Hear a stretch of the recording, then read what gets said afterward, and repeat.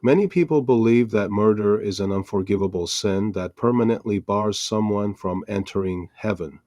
This idea often stems from the concept of so-called mortal sin, which some claim automatically condemns a person.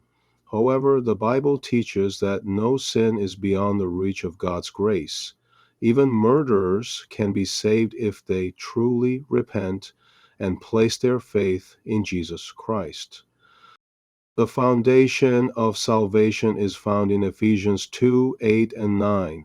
For by grace are ye saved through faith, and that not of yourselves.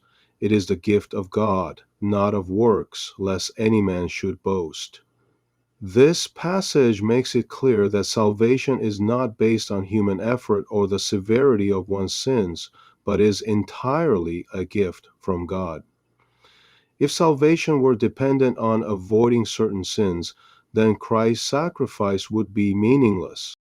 Romans 3:23 through 24 states, "For all have sinned and come short of the glory of God, being justified freely by his grace, through the redemption that is in Christ Jesus."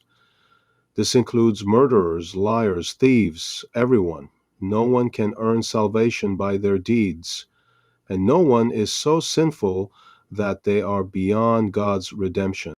The Bible itself contains examples of murderers who were saved by God's grace.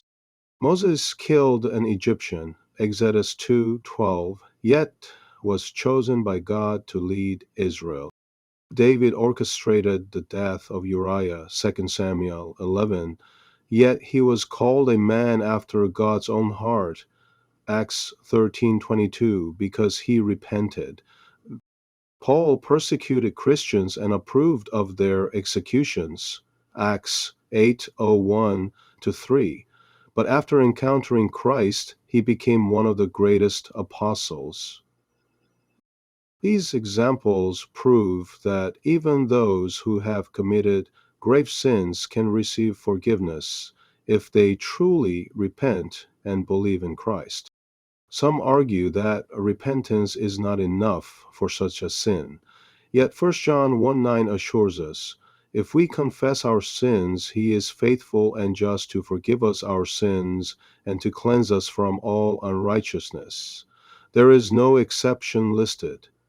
All unrighteousness can be cleansed.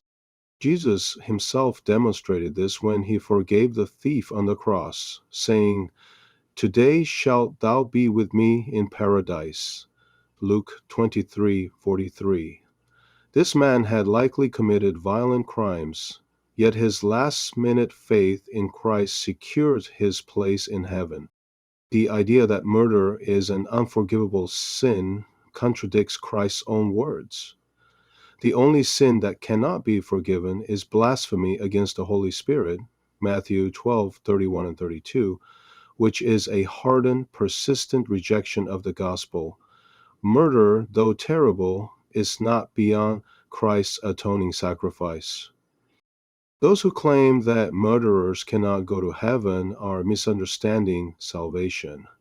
If murder automatically condemns someone to hell, then grace would not be truly available to all who believe, as John 3:16 declares.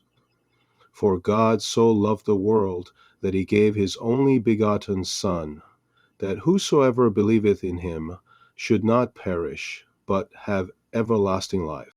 The truth is simple. No one is beyond salvation if they sincerely repent and believe in Jesus Christ. Murderers, just like anyone else, can receive eternal life, not because they deserve it, but because Christ paid the price for all sin on the cross.